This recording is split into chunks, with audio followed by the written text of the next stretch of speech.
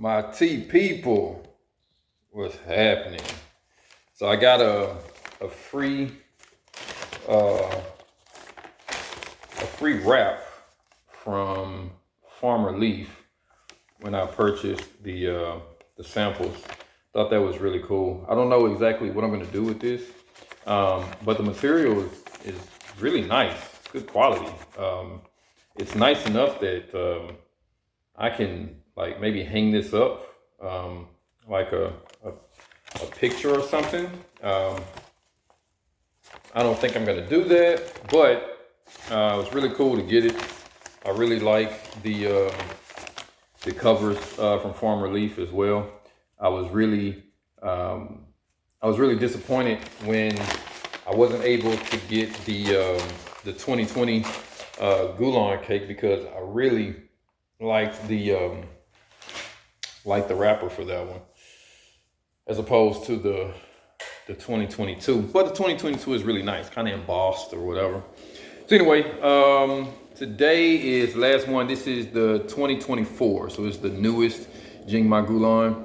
I was not completely pleased with the 2023, so I'm really hoping that this 2024 is much better.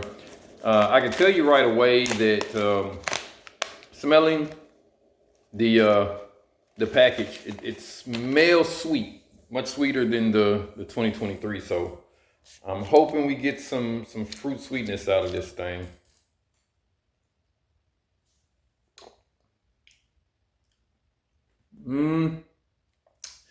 So it may be a bit overbrewed, maybe. Quite a bit of material in here. Again, I don't use, I didn't use a scale rather.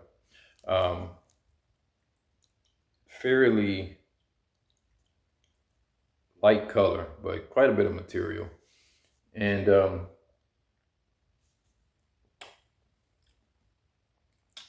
no real sweetness, a little bitterness.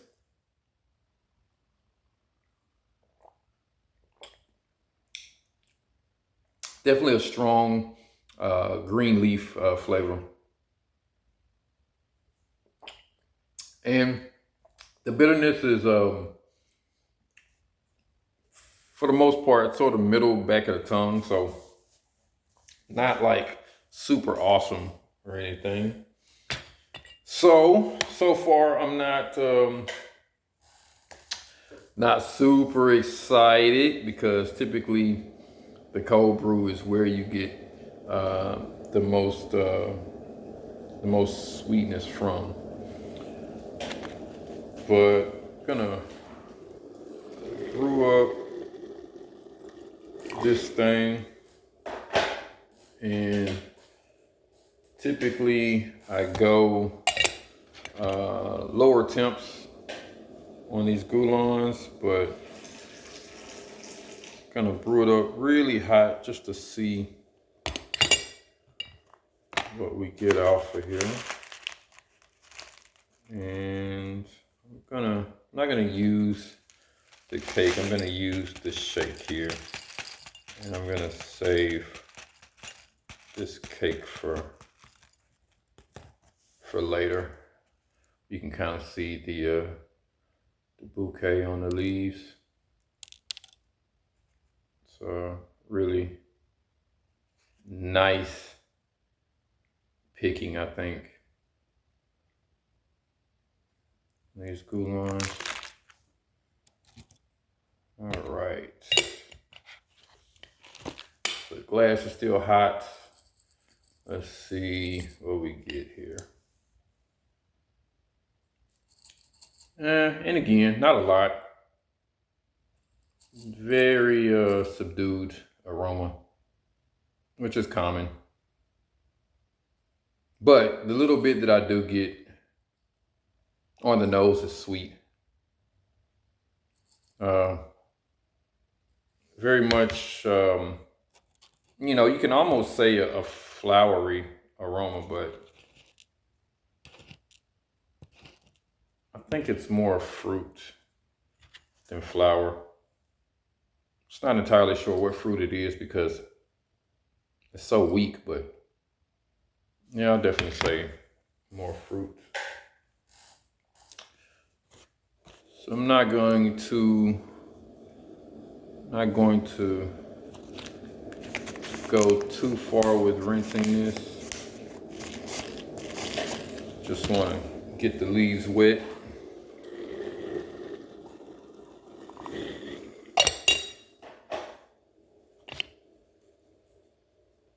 Especially since we're not trying to break up a cake or anything.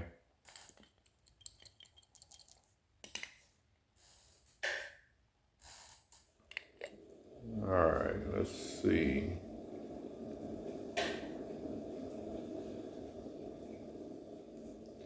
Yeah, not completely enthused about that aroma. So not much there, but also just very, very green.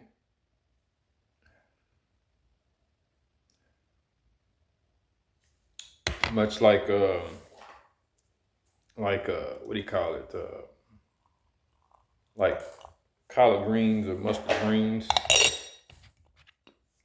All right, we're gonna go 30 seconds. I think that may be a bit too much, but I want to make sure that I give the tea its due.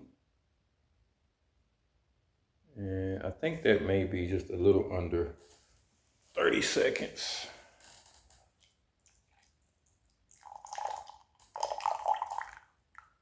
All right. I'll let that drip a little bit.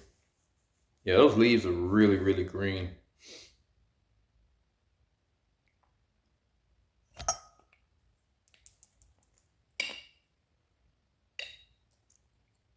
I'm really curious now on what, if any, are the major differences between the 22 and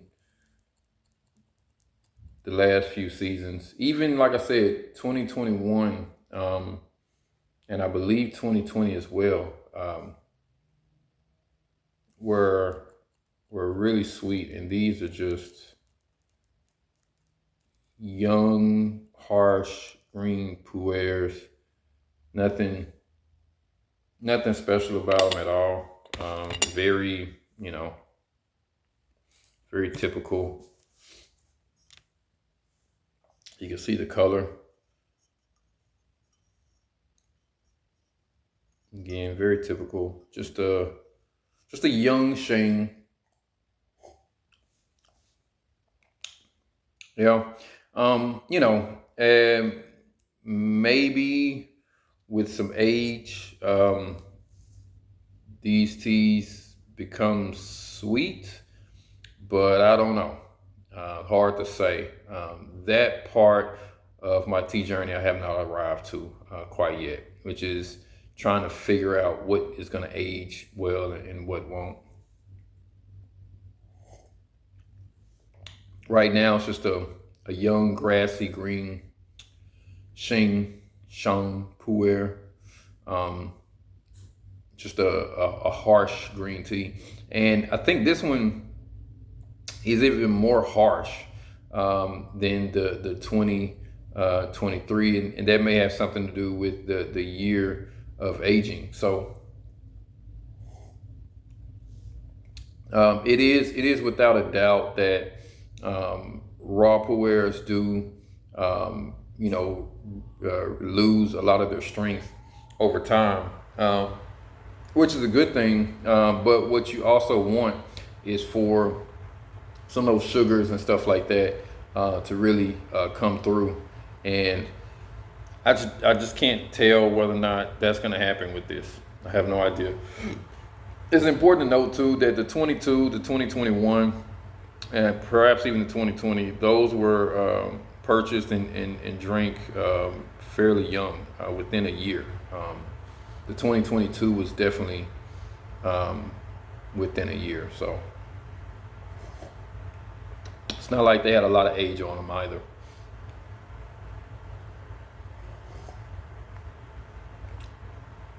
So yeah, this one is not a keeper for me. Is hard to even say, but it's true. Like, I have some green teas in there that'll just blow this out of the water. So I don't think there's any need to continue, because even at lower temperatures or longer steeping times, I just don't think anything's going to change. The bitterness is fairly consistent, and it's not the type of bitterness that I particularly care for. It's just kind of coat your mouth, coat your tongue. It is medicinal for sure. You know, some people say, like, you gotta be careful brewing certain teas because you brew them too long, it turns into medicine. And this one is definitely medicine. And it's 30-second steeping. So maybe if I play around with doing yeah, let's do that. Let's just do that. Let's play around. Let's do a flash steeping. Not gonna warm the water. And I'm gonna do this really quick. And I'm gonna use as little water as possible. And let's just see what we get here. That was maybe 5 seconds. Maybe 5 seconds.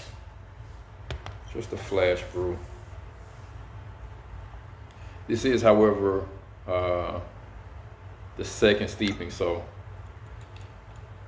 even that is going to be a bit stronger, just because it's the second infusion. Yeah, there's nothing at all on the nose. And so look at this. This is after 5 seconds. Pretty muddy, well, not muddy, but pretty dirty brew. But again, it's because I'm using the shake, so I don't think it says much about the quality of the leaf or anything, but a little bit of material in there.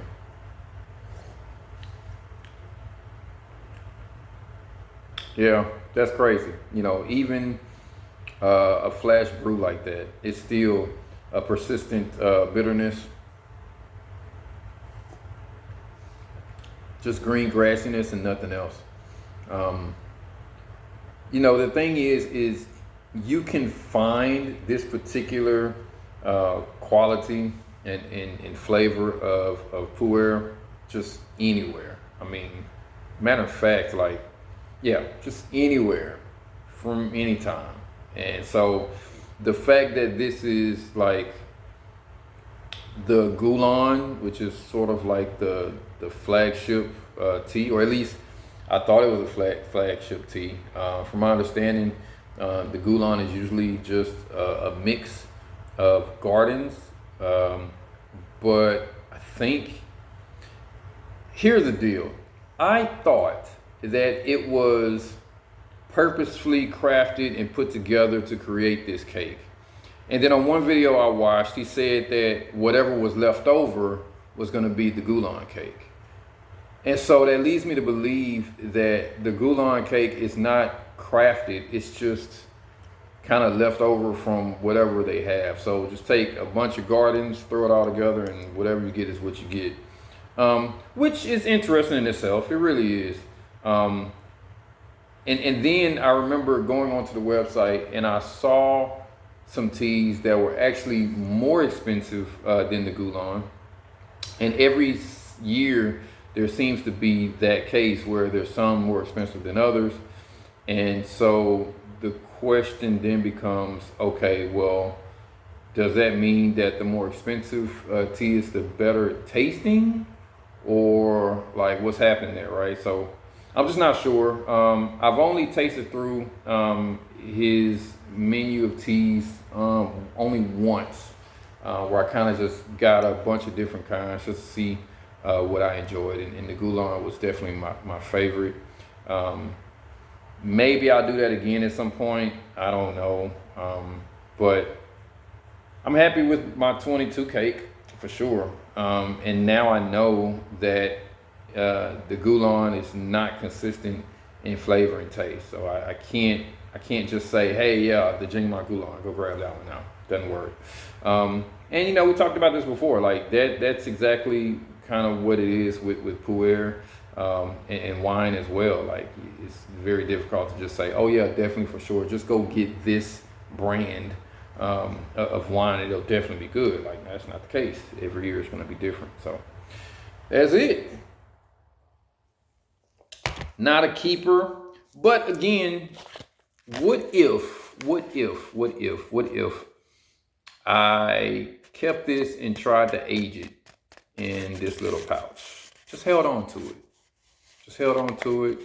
And just aged it. I think this material is sort of porous, so I think I have to be kind of careful what I leave it around.